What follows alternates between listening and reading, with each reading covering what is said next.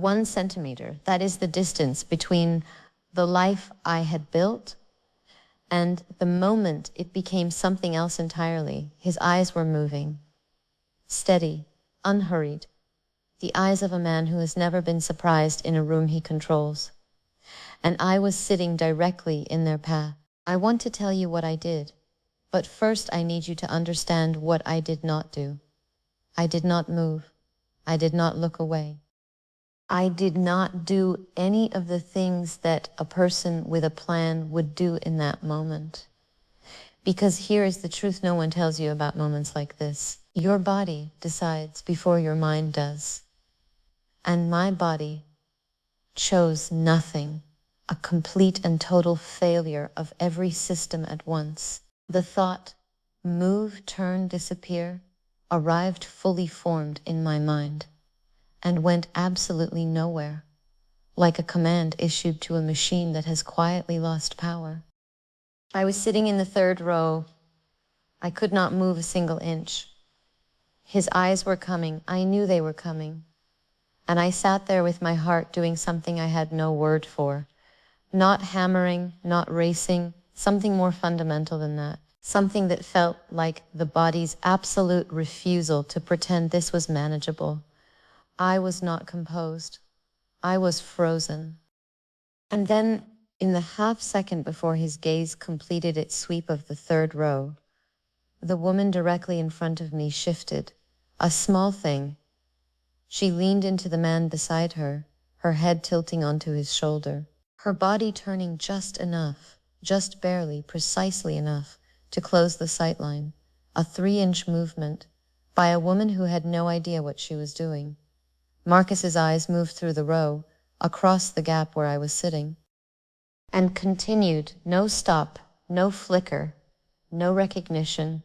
He turned back to Claire. The room carried him forward, and I sat in the 3rd row and breathed once, slowly, through my nose. And then I picked up my bag, and I walked out. I drove back to the city in a trance.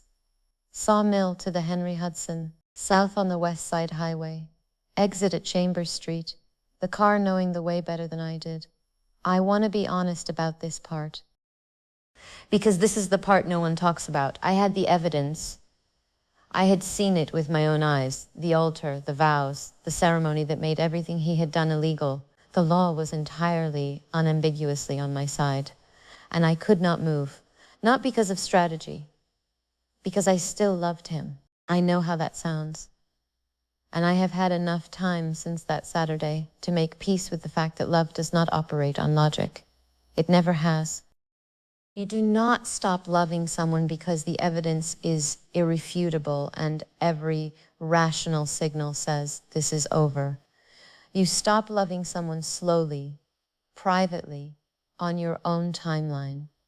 And I was not there yet. I sat in our kitchen, the one we had renovated just last year, new Carrara marble counters, brass fixtures from Restoration Hardware, the renovation that was supposed to be a fresh start after his promotion at Goldman. I took out our Fairfield County marriage certificate, laid it on the island, and I stared at it until the sun went down and the lights of Lower Manhattan started to flicker through our floor-to-ceiling windows. The document looked so small, so ordinary. A piece of paper with our names in 12-point Times New Roman font. This tiny thing that had once felt like the most important document in the world. Now it just looked fragile. At 9:47 p.m. the buzzer sounded. I did not move, I did not answer. And then I heard it, the unmistakable sound of a key sliding into the deadbolt of our front door. My heart did not race, it stopped. The lock turned halfway and then caught, a metallic thud against the security chain I had bolted that morning. A habit I did not even remember forming. But my subconscious mind apparently had been preparing for this moment longer than my rational mind had. I stood in the dark hallway, staring at the door as it strained against that single inch of brass.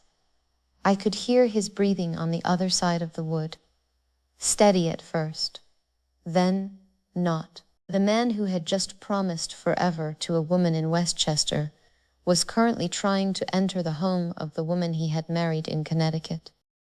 The chain held. I watched the door handle turn. Once, twice, testing the limits of what that chain could withstand. And in that moment, I understood something about Marcus that 4 years of marriage had never taught me. He was calculating. Even here, even now, he was running the probability that brute force would solve his problem without creating a bigger one. After what felt like an hour but was probably 90 seconds, the key turned back. His footsteps retreated toward the elevator. He did not text. He did not call. He knew the chain meant someone was home. And he knew that if he pushed that door open, his double life would end right there on the hardwood floor. I stayed in the dark hallway for a long time after the elevator closed. And something shifted. Not resolve exactly, something quieter, more permanent.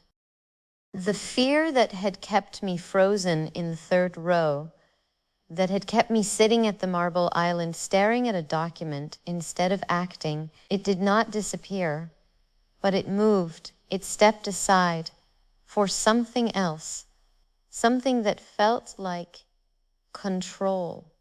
I walked to my laptop and I began. I spent the next 3 days in what I can only describe as a cold, analytical fever. I did not go to my office on Wall Street. I did not return his calls, 3 of them, each one slightly more controlled than the last, which told me he was scripting them, which told me he already had a version of events prepared. I was not interested in his version of events. Marcus was in finance, but I understood risk management better than he did, and I understood it in the specific way that matters, not the performance of understanding, but the actual methodology of it. How to trace patterns, how to follow digital breadcrumbs, how to build an airtight case from fragments of evidence that someone thought they had hidden. I found the transfers first. Small, calculated amounts moved to an account at a private bank in Greenwich. $3,200 in January, $2,800 in February. Never the same amount twice. Over 14 months. Regular enough to establish a pattern. Small enough to avoid triggering any internal review at his firm.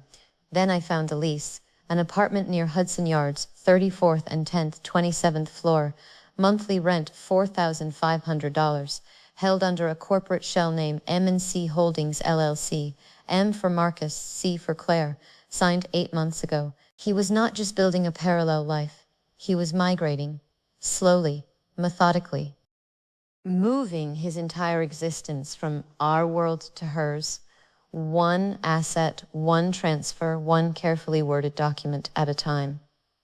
The apartment lease had a move-in date, December 1st, 6 weeks from the wedding. He had been planning this long before the ceremony. The wedding was not the beginning of his exit from our marriage, it was nearly the end of it. I sat with that revelation for a long time, in our kitchen, surrounded by the Carrara marble and brass fixtures of a renovation we had completed together. The fresh start that was supposed to fix things between us after his promotion created those long hours at the office, those long hours that now made perfect sense. He had not been working late. He had been building an entirely separate existence, and I had paid for half of it. Thursday morning, 9:02 a.m. I opened my laptop one final time, scanned our Fairfield County marriage certificate, and sent a digital copy to the senior partners at Goldman Sachs. I did not attach a note. The document said everything that needed to be said, specifically that one of their vice presidents had committed bigamy, in a state where bigamy is a felony, while employed at a firm where moral turpitude clauses are standard in every contract. On Tuesday, I drove back to Westchester. Not to Greystone Manor, to a small coffee place in Bedford Village, neutral ground, stone fireplace, quiet enough to talk, the kind of place where suburban mothers meet to plan charity events and book clubs. Normal life, the life Claire thought she was entering. She walked in looking exactly as she had at the altar. Same posture, shoulders back, chin lifted slightly, same carefully composed face. But her eyes were different now. Searching, uncertain, the eyes of someone who has started to count the things that don't add up. She sat down across from me, and for a moment we just looked at each other, two women, same husband, different decades of lies. I did not raise my voice. I did not cry. I took the marriage certificate from my bag and I pushed it across the table. The same document I had stared at for 3 days. The same document that had just ended Marcus's career. "My name is Sarah," I said, "and I think you have something that belongs to me." She picked up the document, read the date, September 14th, 2019, read our names, Marcus James Sullivan and Sarah Catherine Bennett, set it down. Her hands, I noticed, were shaking slightly. She had been told, I would later learn, that his first marriage had ended years ago, that the papers had been filed in Hartford County Superior Court, that it was over, finalized. Ancient history, she had no reason not to believe him. Neither had I once. Then, very quietly, he told me the divorce was finalized in June. I let her sit in the silence of her own realization. I did not fill it. Some silences belong entirely to the person inside them. The moment when everything you thought you knew rearranges itself into something unrecognizable. I had been in that silence 4 days ago.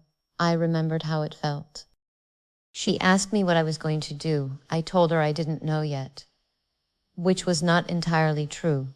I knew exactly what I was going to do, but I was not ready to say it out loud. She nodded.